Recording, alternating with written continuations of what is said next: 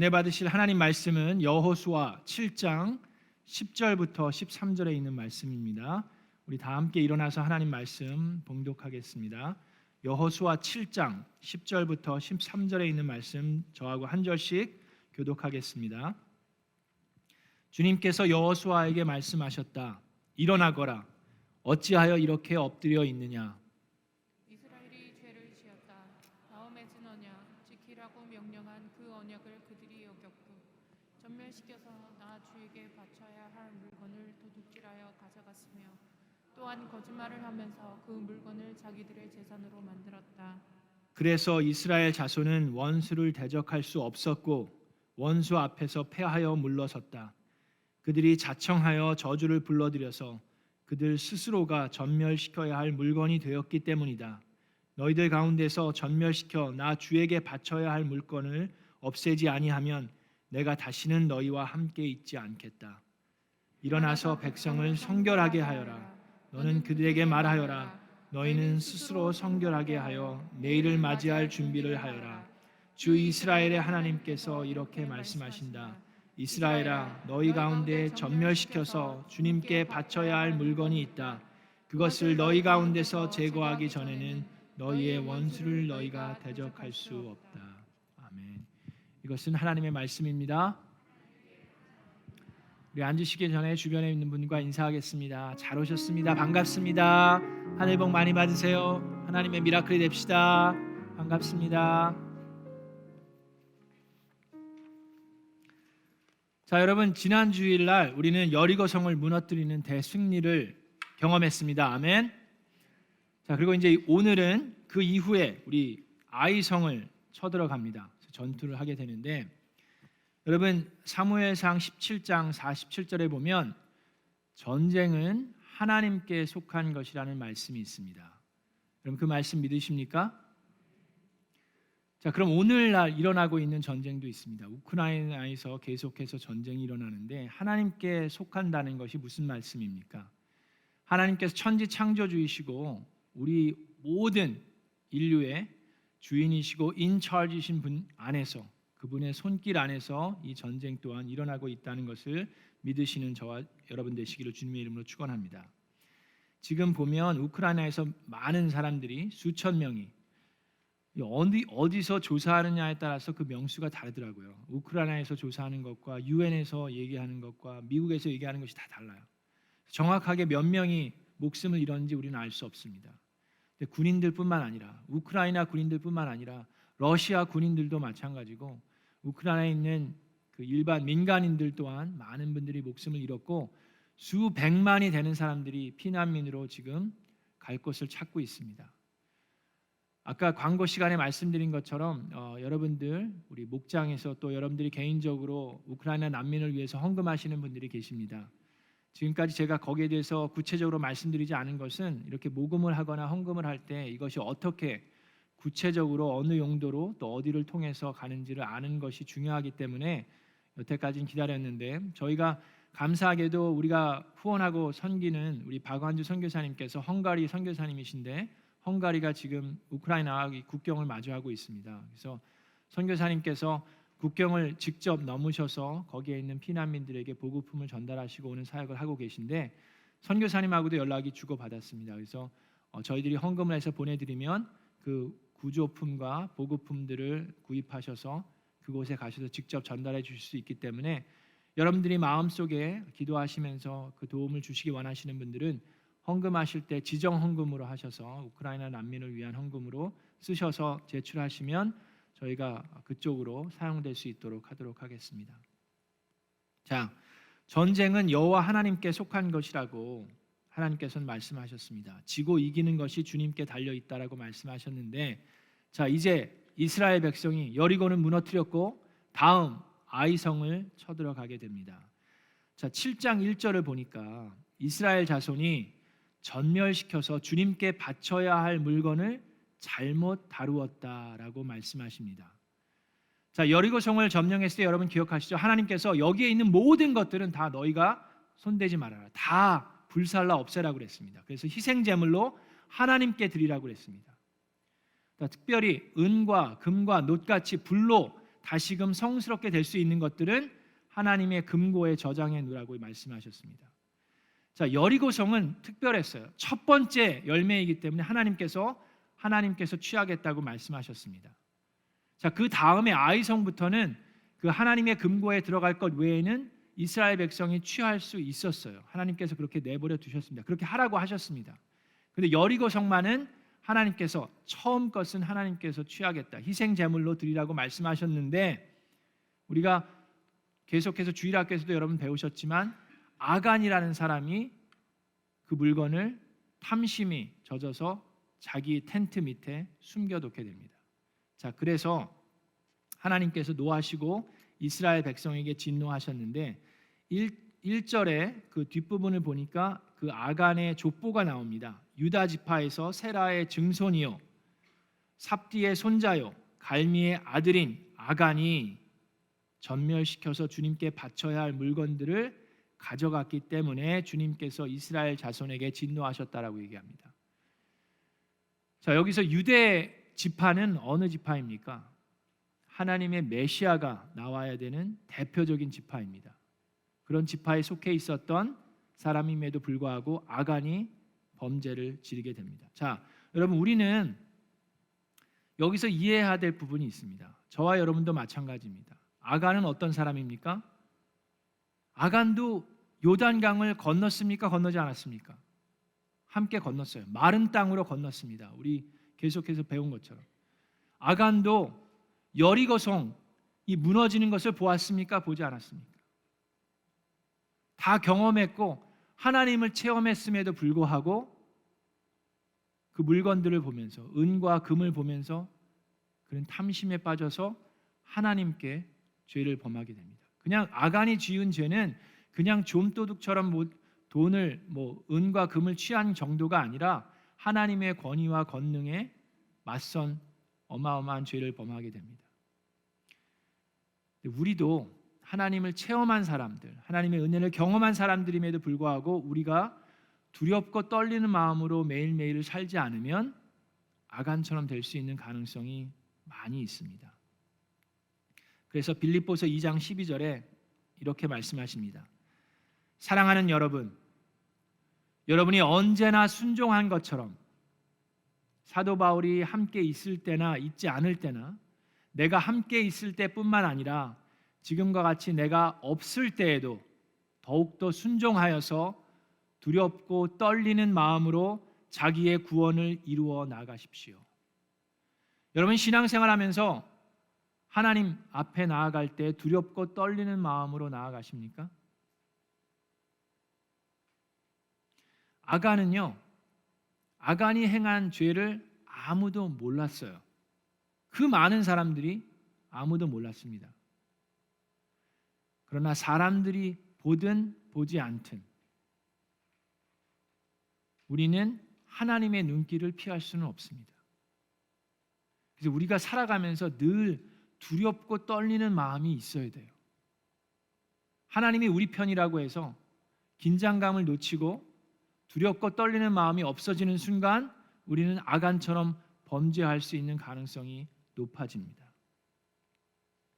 자, 7장에 보면 이 아간의 죄 때문에 이스라엘이 낭패를 당하게 되는데 이스라엘 백성 또한 잘 들여다보면 그들 또한 교만한 마음이 있었음을 우리는 알게 됩니다. 어떤 분들은 아간 때문에 이렇게 된 거라고만 얘기하지만 아간뿐만 아니라 이스라엘 백성들 또한 보면 그들 마음속에 교만한 마음이 있음을 알게 됩니다. 자, 어떻게 됩니까? 여호수아가 여리고에서 베델 동쪽 2절에 보면 아이성으로 사람들을 보냅니다. 정탐하고 오라고, 아이성도 어떤지 좀 보라고 하는데 그들이 여호수아에게 돌아와서 3절에 이야기합니다. 자, 모든 백성을 다 올라가게 할 필요는 없을 것 같습니다. 그냥 2,000에서 한 3,000명의 군사들만 보내도 이 아이성은 충분히 우리가 차지할 수 있습니다.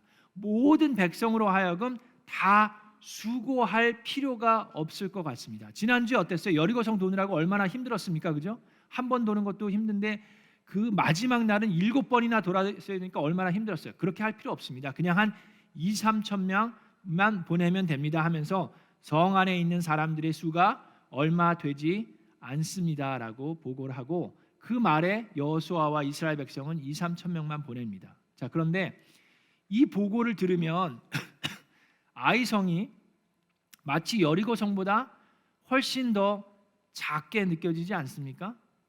그렇죠? 그런데 아이성은 여리고 성보다 훨씬 더 큰 성읍이었습니다. 그걸 어떻게 알 수 있습니까? 성경에 나와 있어요. 여호수아 8장 25절에 보니까 이제 나중에 이스라엘 백성이 성결하게 된 다음에 아이성을 침략하고 하나님께서 도우셔서 무너뜨리는데 8장 25절에 그날 아이성 사람 남녀 12,000명을 모두 쓰러뜨렸다라고 말씀하십니다. 아이성에 살았던 사람이 몇 명이라고요? 남녀 합쳐서 12,000명이라고 그랬어요. 여러분 여리고성 기억나십니까? 거기는 한 6에이커에서 9에이커 정도밖에 되지 않는다 그랬어요. 거기서 살았던 사람들이 적게는 한 600명에서 많게는 2,000명에서 많아야 2,500명 정도 살았습니다. 그 자그마한 성이었어요. 그런데 하나님의 말씀대로 했을 때 성이 무너졌죠. 자, 아이성은 어떤 성이라고요? 12,000명. 적게는 6배고 많게는 10배가 넘는 성이에요.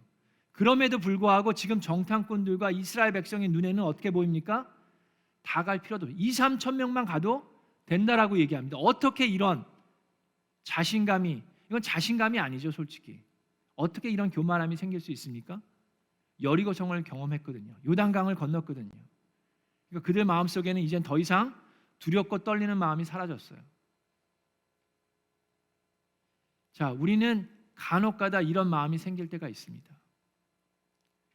돌격 앞으로 하면서 나아가는데 하나님께서 우리 편에서 막 일하시는 것을 보면서 우리가 깜빡하고 있는 것이 있는데 그것이 무엇입니까? 하나님께 기도하는 것을 잃어버릴 때가 있습니다.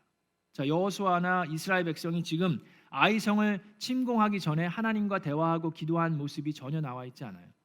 여리고성을 무너뜨리러 가기 전에는 어땠습니까? 여리고성을 무너뜨리러 가기 전에 5장에 보면 여호수아가 여리고에 가까이 갔을 때 눈을 들어보니 어떤 사람이 손에 칼을 들고 있는데 그분이 누구였어요? 그래서 여호수아가 물어보죠. 당신은 우리를 위한 사람입니까? 적군입니까? 했을 때 그가 얘기하는 것은 나는 주님의 군사령관이다 얘기했을 때 여호수아가 엎드려서 경배하면서 말씀하시옵소서 내가 듣겠나이다 그랬어요. 그랬을 때 여리고성에 어떻게 침략해야 되는지 자세히 말씀해 주셨습니다. 자, 그런데 아이성에 대해서는 하나님께 나아가 기도하는 모습이 없어요. 그냥 자기네들이 그래 한 2, 3천 명만 보내도 충분해. 자, 돌격 앞으로. 그랬을 때 어떤 결과를 초래합니까? 36명의 군인들이 죽고 아주 도망쳐 나옵니다. 후퇴 중에 후퇴. 자, 그래서 여기 보니까 이스라엘 백성들의 간담이 서늘해졌다라고 5절에 기록되어 있습니다. 여러분 그렇습니다. 기억나세요? 40년 전에 모세가 정탐꾼을 보냈을 때는 어땠습니까? 자, 그리고 난 다음에 지금 이 여호수아 2장에 여러분 기억나요? 여호수아 2장에 보면 이 여호수아가 정탐꾼들을 여리고성에 보냈을 때 그 정탐꾼들에게 라합이 얘기해 주죠. 그때는 어떻게 라합이 얘기했습니까? 이 가나안 백성들이 지금 간담이 서늘해졌다라고 얘기합니다. 이스라엘 백성에게 하나님께서 어떻게 역사하는지를 들었기 때문에 이 가나안 백성들의 간담이 서늘해졌는데 지금은 어떻게 됐어요?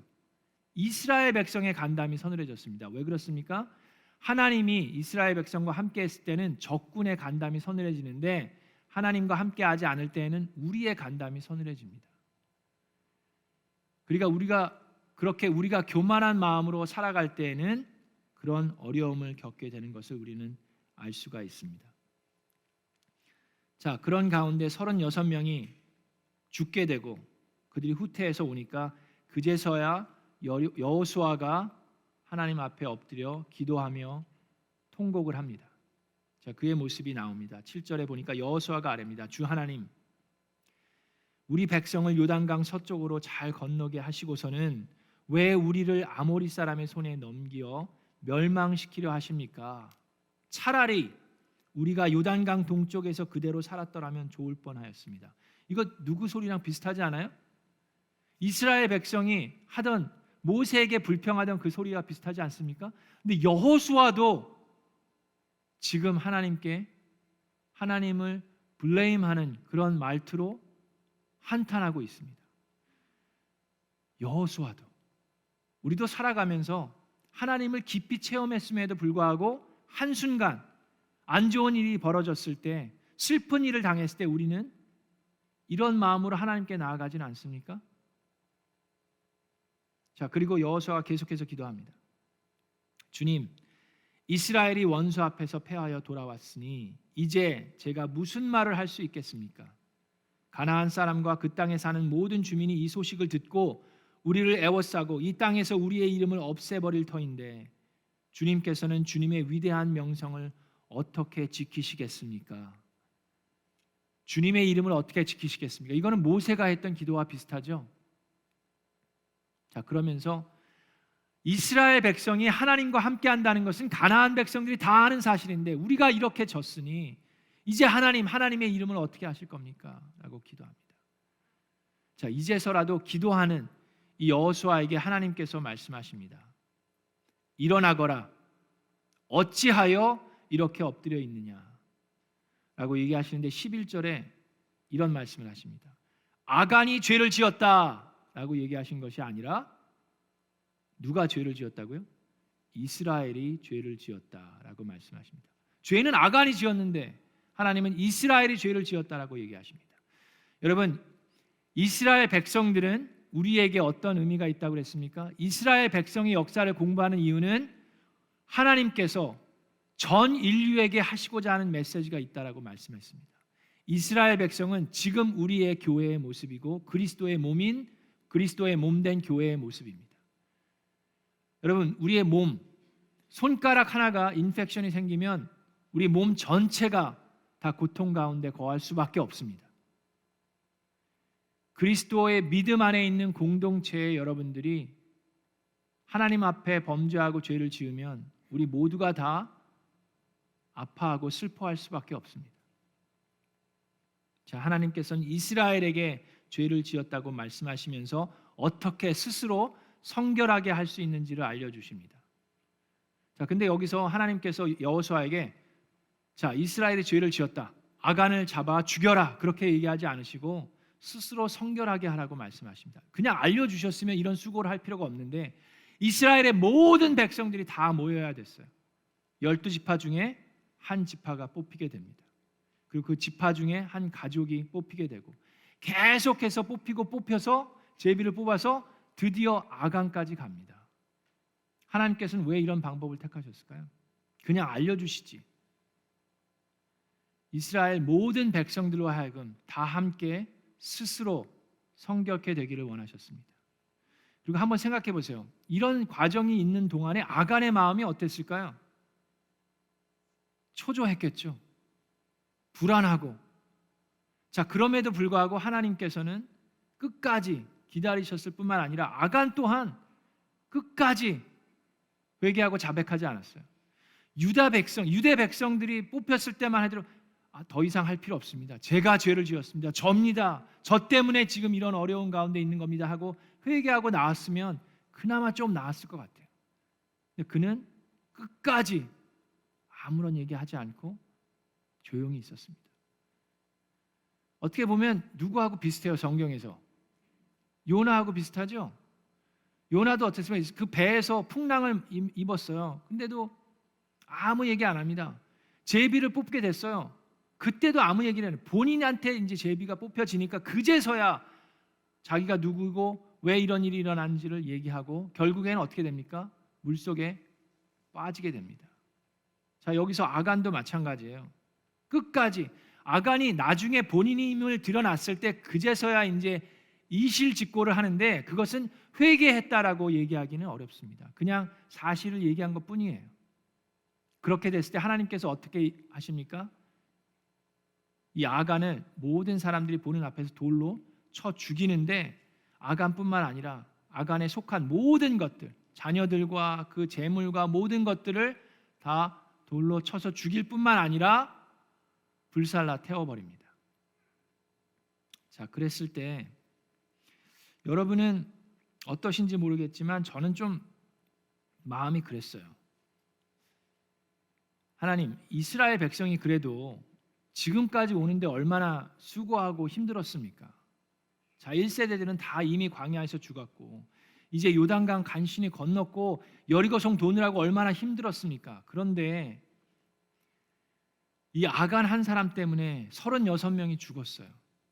하나님, 여호수아가 하나님께 기도하지 않고 갔다고 해서 가려고 할 때 하나님께서 좀 잠깐만 기다려라, 그 한마디 해주셨으면 안 됐습니까? 조금이라도 좀 귀뜸해 주시고 알려주셨으면 안 됐을까요? 그 36명, 그 가족들은 어떻게 되는 겁니까? 그리고 아간, 자간 잘못했죠. 하나님께서 하신 말씀처럼 잘못했으니까. 근데 아간의 가족들까지 다 그렇게 되어야만 했습니까? 그런 좀 안타까운 마음이 들더라고요. 그래서 계속해서 말씀을 묵상하고 리서치를 하고 보게 됩니다. 여러 책들에서 얘기를 해요. 자, 아간이 한 건 오늘 본문 말씀에 있는 것처럼 어떻게 했습니까? 아간은 하나님께 드려야 할, 하나님께 전물시켜서 하나님께 드려야 할 물건이 되어버린 거예요. 자기가 취함으로 인해서. 그리고 하나님께서는 지금 이스라엘 백성을 통해서 무엇에 대해 얘기하십니까? 심판에 대해서 얘기하십니다. 가나안 땅을 점령할 때 하나님께서 아브라함에게 창세기 15장에 그렇게 말씀하십니다. 아브라함은 그 당시에는 이 가나안 땅에 살고 있었어요. 근데 4대째가 되어서야 이 땅으로 너희 백성이 돌아올 것이다 라고 얘기하시면서 창세기 15장 16절에 아모리 사람들의 죄가 아직 벌을 받을 만큼 이르지 않았기 때문이다. 그래서 이만큼 기다릴 것이다 라고 얘기를 하시는데, 자, 그래서 이제 가나안 땅은 하나님의 심판 날이 임한 거예요. 우리가 토요일 날 새벽 기도 때도 누가복음 13장을 얘기했듯이 좁은 문으로 들어가기를 힘쓰라고 얘기하시면서 그 좁은 문은 언젠가는 닫힐 거라고 말씀하시죠. 그렇습니다. 하나님은 우리 모두가 다 구원을 받기 원하시지만 언젠가는 심판 날이 임할 거라고 말씀하십니다. 이스라엘 백성을 통해서 그 말씀을 하시고 계신 거예요. 이 가나안 족속들은 하나님의 심판 날이 지금 임해서 그 누구도 그 심판을 피할 수 없음을 우리에게 말씀하고 계십니다. 자, 그런데 그럼에도 불구하고 이해가 돼요. 충분히 이해가 됩니다. 그럼에도 불구하고 저의 마음이 편치가 않았어요. 하나님, 그래도 한 번이라도 여호수아의 옷깃을 잡으면서 조금만 기다리라고, 너 뭐 잊어버리지 않았냐고 얘기해 주시면 안 됐습니까? 그랬으면 36명이 살 수 있었지 않았을까요? 가나안 족속들은 다 죽어 마땅합니까? 이스라엘 백성은 아닌가요? 이스라엘 백성도 똑같지 않습니까? 그들도 죄인인데. 마음이 불편한 가운데 말씀 준비하는 게 가장 힘듭니다. 근데 그럴 때 하나님께서 뒤통수를 한 대 탁 치시면서 하시는 것 같은 말씀을 주셨는데, 그 말씀 한마디가 저를 그냥 얼게 만들었어요. 더 이상 하나님께 뭐 얘기하고 자시고 할 건덕지가 없을 정도로 단 한마디로 말씀해 주셨습니다. 뭐에 정말 뒤통수를 맞은 것 같은 느낌이었어요. 하나님께서 동진아 그러시면서, 동진아 그러니까 이상하죠? 죄가 동진이에요. 그러시면서 한마디 하신 말씀이, 지난 몇 달 동안 내가 너의 입술을 통해서 나의 말을 전한 것이 무엇이냐? 그것이 무엇입니까? I am the Lord your God. 내가 너의 하나님이다. 내가 너의 주 하나님이다라는 말씀이에요. 그 말씀 한마디가 저를 얼어붙게 만들었습니다. 제가 지금 하나님께 뭘 하는 겁니까? 하나님, 여호수아를 좀 잠깐 멈추시지 그랬습니까? 여호수아가 기도를 안 했더라도 너 지금 뭔가 잃어버린 걸 있지 않냐 한마디만 해주셨으면, 제가 지금 하나님께 뭐 하고 있는 거예요? 누가 하나님을 앞에 놓고 제가 하나님께 이랬으면 저랬으면 더 좋았을 텐데 도리어 하나님을 누가 하나님인지 헷갈려 하고 있습니다. 아간만 좀 혼내시지, 아니 아간도 좀 회복시키시지. 교회가 7일을 통해서 회복하는 게 목적이라고 그러셨는데, 이 아이성에 있는 사람들, 그 사람들도 지금 뭐 하고 있는 거예요? 제가 누가 하나님입니까? 하나님께서 말씀하십니다. 너는 내가 너의 주 하나님임을 알아라. 우리가 찬양했습니다. 예루살렘아 여호와 하나님을 찬송할지어다. 그 앞에 감사함으로 나아가서 그의 이름을 높일지어다. 그게 저와 여러분이 해야 되는 거더라고요. 우리가 살아가면서 우리의 교만함으로, 우리의 탐심으로 우리가 아간처럼 살 때가 있습니다. 그러면서 우리의 가족들이, 우리의 이웃이, 우리의 교회가 아픔과 고통을 당할 때가 있습니다. 그럴 때 감히 우리가 하나님께 이랬으면 저랬으면 좋지 않았습니까? 그게 아니라 엎드려 경배하며 여호와 하나님을 찬송하고 우리 스스로를 성결케 함으로 우리의 미래를 준비하는 우리 미라클랜드 교회가 되기를 우리 좋으신 주 여호와 하나님의 이름으로 축원합니다.